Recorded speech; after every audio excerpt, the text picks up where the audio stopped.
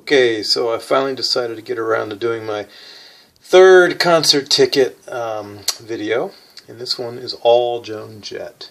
So I'm going to try to make the stories short and run through the tickets. This is the first time I ever actually saw an actual concert, in '88 it looks like, and my parents had to go because I was going with a friend and she needed a chaperone, their parents said. So the four of us went, and at the end of the show I went to line up to get an autograph and with my friend, and somebody from Joan Jett's organization came out and they grabbed all of our stuff, and I had one of my electric guitars to be signed. I can put that in later. And the guy took everybody's stuff but me. I'm the only one he asked my name, and I think it's because she saw me a week before at another show, and I'll go into that story when I get to those photos. But anyway, when all our stuff came back, mine was the only one that had my name on it, personalized to my guitar, so I'll also put that in the video. But the other crazy thing, my dad, turns out Joan Jett always throws out a towel at the end of each show that she's used, and she threw it out, and while I was in line to get an autograph, because I went early during the encore, my dad caught the towel, which I had no idea, and if you knew my dad, you'd know that's pretty crazy. And he actually had to fall on the ground and curl around it to keep it because people were fighting for it. So that was really cool. Here's another time I saw her down in Anne Arundel County with my friend Sally's older sister, at a place where I actually played years and years before this with my band called The Criminally Insane. Well, a few years, 2 or 3 years. I'm not sure how many years, but played there before she did. Then this is just somewhere in Virginia, I believe. I went with my friend Sean to this big outdoor show. That was really cool. And this was the first time I actually ever met her. This was at Painter's Mill, which doesn't exist anymore. Oh wait, sorry, that's the wrong one. There it is. That's there's the ticket. And went again with my friend Jill, and we got on her bus, and we were actually in line to get autographs, and we asked for pictures, and her manager, who's in the background there, Kenny, said no, she's already spent too much time, we got to be quick. And she looked up at him and said, "Sorry, Kenny," and she pulled me up on the bus, and that was really cool. And then she did the same thing for my friend Jill. So here's another from that particular incident. And now, here's just a bunch of tickets. Saw her open for Robert Plant in 1988 at the Capitol Center. And then this one, saw her at the I forget the name of that theater in D.C., but this was pretty wild. I went with my girlfriend, and we followed her bus down the highway, circling around the bus, and she was in the window waving to us, and that was really cool. And then this one you can't see anymore. It's somewhere. I don't know where. There's another one. Can't see that anymore. There's another one. Can't see that anymore. And another one, which I can't see that anymore either. And then I saw her at a place called Tinks. Here's that. And where was that? I think that was in Pennsylvania somewhere. Saw her a lot of times on this tour in this year. After I'd finished AmeriCorps, I went and saw her a whole bunch of times, so I got a lot of really cool pics. And here are some of them, all framed and behind glass. Oh, sorry. In my apartment, my ex-girlfriend, and still good friend, did this for me. Really beautiful job. I don't know how to film this without getting reflections. Another one, and then this is the... there we go. There's the next time I met her at Shakey's, and she let me do a review of her show and met me before the show. This was really cool because a bunch of us before the show, asked her if we could meet and get pictures, and they said maybe later, and they kept us waiting and waiting because we were there really early in the day. Me and other people I didn't really know but ended up meeting at the show.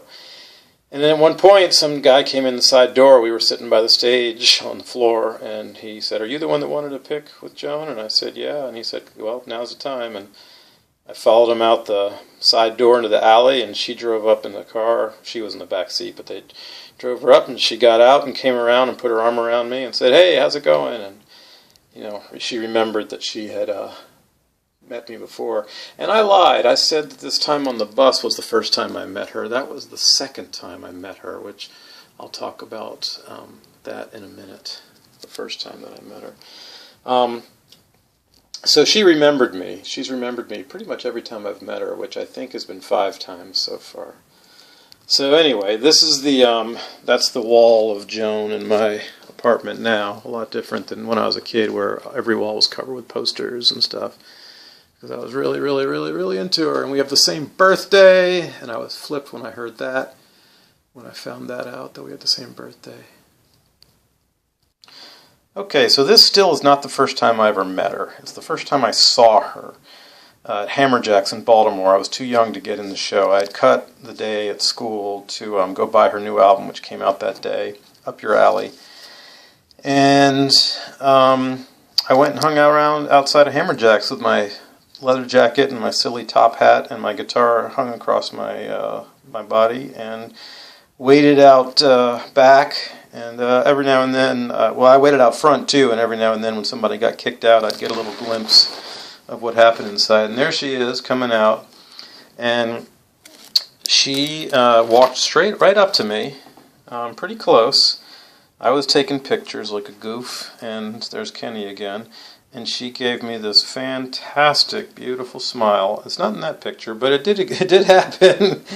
And it was just so cool. I've always loved her smile, so that was really, really, really cool. That was the very first time I ever saw her up close, but I still hadn't met her.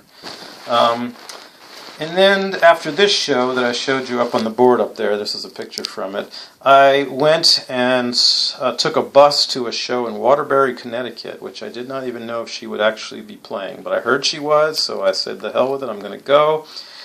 And I went, and that was a pretty insane show in itself. This is what happened at that show. But there was somebody that was banging into me a whole bunch behind me in the festival, and I finally threw an elbow back, and somebody grabbed my hair. I had long hair at the time. Yanked my head back and started kissing me, and it was a girl, and I was just shocked. Nothing really ever came of that, but that was interesting. Anyway, I hung around after the show in this little tiny town of Waterbury, Connecticut, and she finally came out, and a few of us were standing in line, and she recognized me from a note I had given her. She tells if you give notes to her staff, she'll read them and get back to you. She's pretty cool that way. She'll also call if you put your number in there. She might call. She's never called me, but she did remember me from my note, and she wrote this on and asked me how I was doing, and was just really, really cool about everything, just meeting me the first time.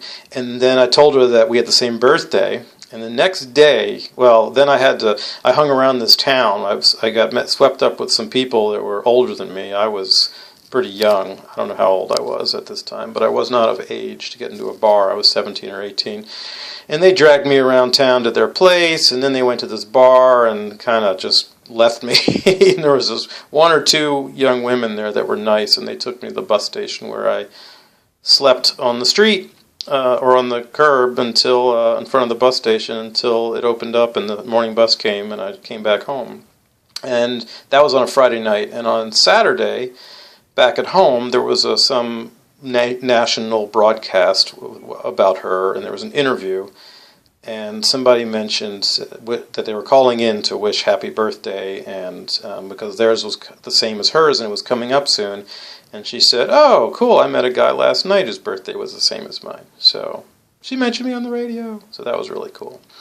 Another time I met her, I got the set list off the stage, and then went and met her out back behind the club, and she signed it for me, and she let me take this picture, and I also caught that pic that she threw out during that show, so that was pretty exciting. I'm pretty sure that was also somewhere in Pennsylvania. Saw her a lot of times in Pennsylvania that year. So that one time that she did meet me and remembered me at that show, and she asked everybody, her guy asked everybody to give them their stuff, but asked me my name. I think it's because she remembered me from that alleyway behind Hammerjacks, where I just stood there with my guitar on and a hat and took photos. And so she asked my name, and this is what came back to me. And at the time, I don't know if all these stickers are on there, but their bass player felt it would be fun to loosen all my strings and sign under there. At the time, I think it was Cousin Sultan. I'm not sure how I say his name. And Ricky Bird was still in the band, and he signed it too. So that is my guitar, Joan Jett's signature Joan Jett story. Yeah, I think that's all the Joan Jett stories I wish to include in this video. There'll be more tickets in my next video that are in a different place because they just happened after and here in Seattle. These were all when I lived on the East Coast in Baltimore. And I'm pretty sure that's all the stories that I have. I did meet her out here with my girlfriend Marina at the time at the EMP. And yeah, she usually remembers me when we've met in the past. Anyway, that's my Joan Jett concert ticket stub video. Hope you enjoyed it, and the fourth video will just be ticket stubs since I've been living on the West Coast, the last batch. Okay, thanks. Bye.